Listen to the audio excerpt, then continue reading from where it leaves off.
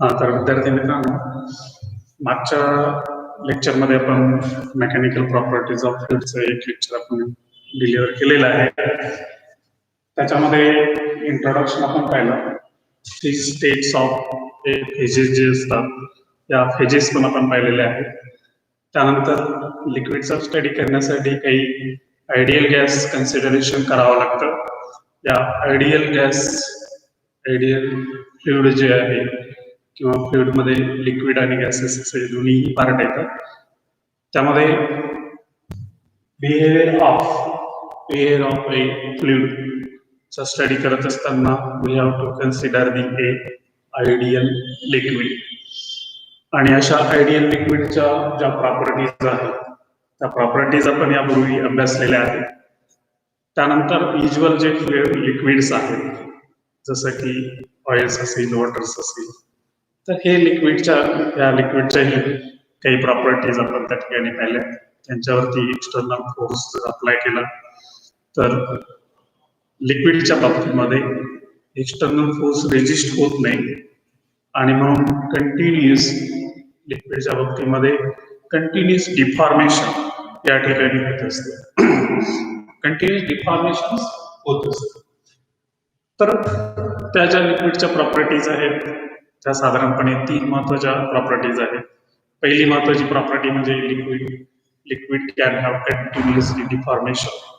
Second, liquid has ability to flow. आणि तिसरी property येते a liquid can have getting the shape of a container. तर ह्या लिक्विडच्या साधारण तीन प्रॉपर्टीज. या प्रॉपर्टीज अभ्यासल्यानंतर जे काही लिक्विड्स आहेत, लिक्विडचा जेव्हा स्टडी केला जातो तेव्हा साधारणपणे liquid consider as a rest. Liquid हे रेस्टमध्ये कन्सिडर करून त्याचा स्टडी केला जातो. आणि त्या बिहेवियरचा स्टडी करत असताना किंवा त्या प्रॉपर्टीचा स्टडी करत असताना फिजिक्समध्ये जी शाखा असते या शाखेला हायड्रोस्टॅटिक्स असं म्हटलं जातं. फ्लुइड ॲट ए रेस्ट असं आपल्याकडे आर्टिकल आहे. Fluid at a rest means there is a study of properties of a fluid. आणि ज्या शाखेमध्ये फ्लुइडचा स्टडी केला जातो त्याला हायड्रोस्टॅटिक्स असं म्हटलं जातं. Hydrostatics is a branch of physics deals with a study of properties of a fluid. That is called as a hydrostatics. मग hydrostatics आपल्याला माहित पडलं. यानंतर एव्हरी लिक्विड, प्रत्येक कोणताही लिक्विड आपण जर घेतला तर त्या लिक्विडला त्या कंटेनरचा शेप अँड साईज येत असते. असं लिक्विड आपण कंटेनरमध्ये घेतल्यानंतर ते जे लिक्विड आहे हे लिक्विड एकतर कंटेनरच्या ऑलवरती अथवा कंटेनरच्या बॉटमवरती ते प्रेशर एक्झर्ट करत असतं. Pressure can exerted by the liquid when it is taken into the vessel or any container. The liquid can exert a pressure. This pressure is exerted either in a wall of container or a bottom of a container. Then what is the pressure according to the definition? Now I see, according to the definition, pressure is nothing but a normal force acting by a fluid on a surface area which is in contact with that liquid. त्याला म्हणायचं pressure. Pressure is nothing but a normal force exerting by the fluid per unit surface area in contact, called as a pressure. त्याला pressure असं म्हटलं जातं. या ठिकाणी pressure definition झाले. प्रेशरचं equation काय आहे? Pressure P equal to F upon A, force upon unit area. So that is the equation of a pressure exerted by the liquid. Liquid कडनं वॉलवरती किंवा बॉटमवरती जो काही प्रेशर एक्झर्ट होतो तो प्रेशर, ते प्रेशरचं जे इक्वेशन आहे that equation P equal to F by A. Then as we know the pressure, then the SI unit. SI unit of a pressure आपल्याला यापूर्वी माहिती असेल. पुन्हा एकदा पाहूया. SI unit of a pressure is Newton per meter square. म्हणजे फोर्सचं SI unit Newton आणि एरियाचं SI unit metre square आणि मग प्रेशरचं SI युनिट येतं न्यूटन मीटर स्क्वेअर किंवा या ठिकाणी हा जो मीटर स्क्वेअर आहे हा डिनॉमिनेटरला आहे त्याला वरती घेतला की असं लिहिलं newtons metres raise to minus म्हणजे वाचताना मात्र हे असं वाचायचं आहे आपल्याला newton per metre square. So this is SI unit of a pressure. आता प्रेशरचे जे काही other units आहेत, other unit which can also use for measure the pressure. त्याच्यामध्ये एक आहे बार किंवा it is another term used अजून एक टर्म वापरली जाते त्याला टॉरस म्हणतात. 1 bar is equal to 10 raised to 5 newton per metre square. म्हणजे 12 न्यूटन पर मीटर स्क्वेअर मधलं रिलेशन काय आहे 1 bar is always equal to 10 raised to 5 newton metre square. किंवा अजून एक त्या ठिकाणी युनिट्स वापरलं जातं ते म्हणजे 1 हेक्टापास्कल. 1 हेक्टापास्कल मीन्स 100 पास्कल. पास्कल साठी पी असं लिहिलं 100 पास्कल किंवा Newton per metre square SI unit जे आपण म्हणतो ते एकतर न्यूटन पर मीटर स्क्वेअर वापरलं जातं किंवा अदर वर्ड मध्ये पास्कल पण SI युनिट साठी प्रेशरच्या SI युनिट साठी वापरलं जातं. ते पण लक्षात द्या त्या ठिकाणी लक्षात घेण्यासाठी. So these are, you can say this some units are used for the measurement of the pressure exerted by the liquid on the surfaces. Now see, there are the certain definition of a pressure is a normal pressure exerted by a liquid per unit surface area. But liquid च्या बाबतीमध्ये there is such a force exerted on a liquid and that is you can say a horizontal surface area. Horizontal surface area A and a force F is exerted on such a surface area. Surface area force या ठिकाणी act होते आणि शेजारच्या त्या लेयरच्या adjacent liquid जे असतं that can also act equivalent a opposite force on a vertical area. जर युनिट सरफेस एरिया हॉरिझॉन्टल असेल तर फोर्स आर ऍक्टिंग नॉर्मली त्या सरफेसवरती फोर्स हा नॉर्मली त्यावरती ऍक्ट होत असतो. आणि मग इथे फिगर मध्ये पहा force exerted by the liquid on a vertical plane आणि दुसरी जी फिगर आहे ती म्हणजे force is acting on a unit surface area that is a horizontal surface. Now as we know this, then मग आपल्याला या ठिकाणी माहित आहे की generally liquid can exert the pressure either in a container, wall of container or a bottom of a container.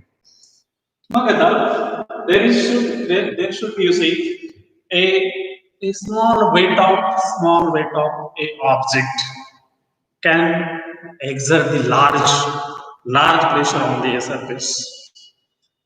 Small weight जरी असेल object तरी हा या ऑब्जेक्टचा प्रेशर स्मॉल सरफेस वरती असेल तर त्या ठिकाणी लार्ज अमाउंट ऑफ प्रेशर त्या सरफेस वरती एक्झर्ट होत असतं. फॉर एक्झाम्पल पाहिजे as there is a 10 Newton force, vertically downward force actually, म्हणजे लिक्विडचा vertically downward force असतो तो, but 10 Newton force acted on a 1 centimeter square surface area. 10 Newton force 1 centimeter square surface area वरती act होत असेल तर तेव्हा pressure असतो 10 raised to 5 Newton per meter square. The pressure is 10 raised to 5 Newton per meter square. आता आपण pressure वाढवूया. Same force, that is again 10 newtons, which they exerts on 1 meter square. वरती होतं तेव्हा ते 1 सेंटीमीटर स्क्वेअर होतं. आता सरफेस एरिया आहे 1 मीटर स्क्वेअर. तेव्हा मात्र प्रेशर येतो फक्त 10 न्यूटन पर मीटर स्क्वेअर. याचा अर्थ असा आहे की small weight of a object which is exerting on the surface, it can exert a large pressure. हे काय करतं, स्मॉल वेट जरी असलं तरी सरफेस वरती मात्र ते large amount of pressure exert करत असतं. So that is one thing. त्यानंतर मग sometime we have to ask the dimension of the pressure.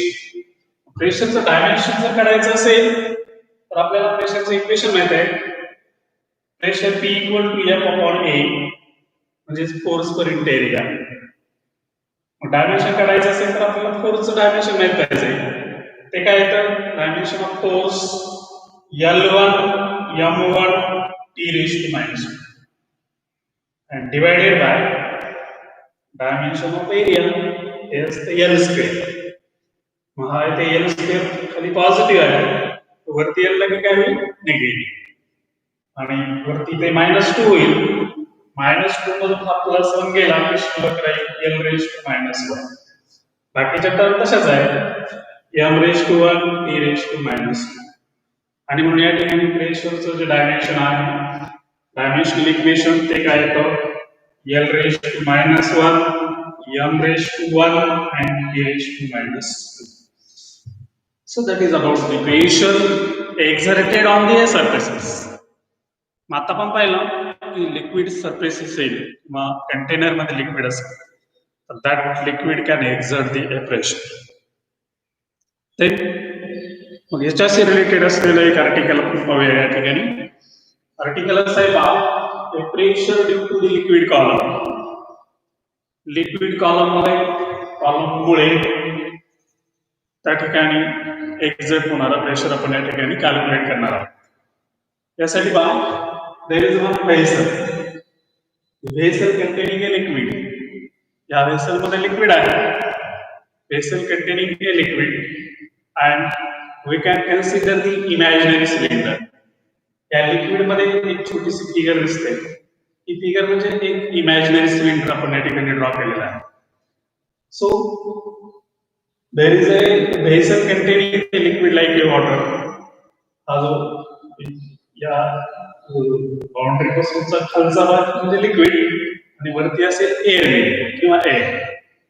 तर या ठिकाणी पहा, there is an imaginary cylinder whose horizontal cross sectional area A, ज्याचा horizontal cross sectional area A आहे, and can having a height is h.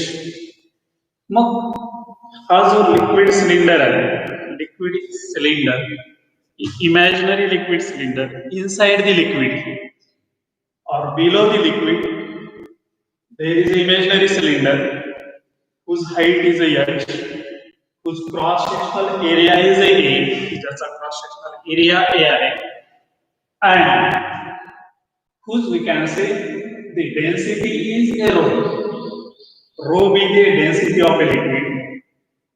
अर्थात इथे height आहे, height of liquid column is h and a being the horizontal.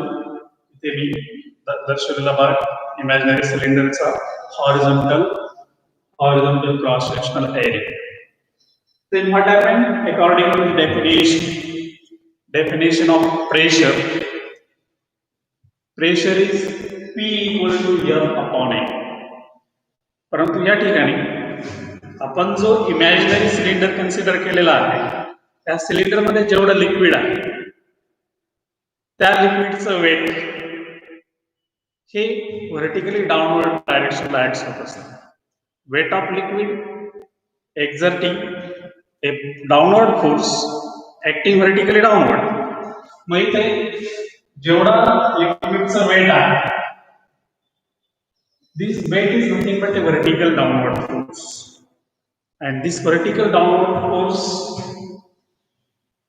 is equal to a weight of liquid. मग pressure exert calculate करत असताना we use the definition of pressure. प्रेशरचं equation काय आहे त्या ठिकाणी P equal to F upon A. P equal to F upon A. Then F is a downward force. F या ठिकाणी काय आहे downward force. And this downward force is nothing but a weight of liquid. हा downward force म्हणजेच त्या imaginary सिलेंडरचा weight आहे की जे व्हर्टिकली काय करतं खालच्या दिशेने ऍक्ट होतं. आणि म्हणून downward force F equal to mg is equal to weight of liquid. मग फ्रॉम इक्वेशन 1 and 2 जिथे F ची व्हॅल्यू आहे तिथे आपण डाउनवर्ड फोर्स म्हणजेच त्याचं वेट mg या ठिकाणी सबस्टिट्यूट केलं. प्रेशर साठी इक्वेशन काय होईल पहा pressure P equal to mg upon A. mg upon A. Where is a m of a mass of a liquid column below the A, inside the liquid. Then we know that the relation between the A volume, density and mass. त्यांचं relation काय आहे पहा density rho equal to m by v, where m is a mass of a liquid column, v is a volume of that liquid, volume of a imaginary cylinder containing a liquid, and rho is the density of that liquid. आणि मग या equation वरून आपण काय करतो value of m, that is a mass of quantity in the liquid column, m equal to rho into v, where v is a volume of an imaginary cylinder. Volume of imaginary cylinder कसा calculate करतो आपण v equal to त्याचा जो volume आहे that volume v equal to is the cross sectional area multiplied by height. मग या ठिकाणी you will get the AH is the volume of a liquid. आणि मग इथे पहा मासचं इक्वेशन आहे m equal to rho into v, आणि आपण v ची व्हॅल्यू सबस्टिट्यूट केली की मग m ची व्हॅल्यू मिळते आपल्याला AH into rho. बरोबर मागच्या इथे या इक्वेशन वर नाही रोचं रिलेशन वापरलं येते आणि त्यावर m ची व्हॅल्यू काढली, m ची व्हॅल्यू येते rho into v, आणि या इक्वेशन मध्ये व्हॉल्यूमचं इक्वेशन सबस्टिट्यूट केलं जातं ते काय येतं v equal to A into h. मग ती व्हॅल्यू सबस्टिट्यूट केलं की मास साठीचं इक्वेशन येतं AH, आणि मग ते इक्वेशन जे आहे त्या इक्वेशनची व्हॅल्यू आपण m च्या जागी ठेवली की आपल्याला प्रेशरचं इक्वेशन मिळतं P equal to AH rho into g divided by A. A काय होतं cancel, A is getting cancel. मग फायनली शिल्लक राहिलेलं जे इक्वेशन आहे ते काय मिळतं pressure P equal to H rho g. So the equation of pressure P equal to H rho g be the equation that gives the pressure exerted by a liquid column inside the liquid. Any liquid column or the liquid in an imaginary cylinder, whatever may be the pressure, that pressure P is equal to H rho g. So this equation indicates that the liquid can exert the pressure inside the liquid or below the liquid. That pressure is P equal to H rho g. समजेल. तर या article इथे आपण थांबूयात आणि पुढच्या next पिरियडला आपण या पुढचं आर्टिकल या ठिकाणी घेऊयात. ठीक आहे.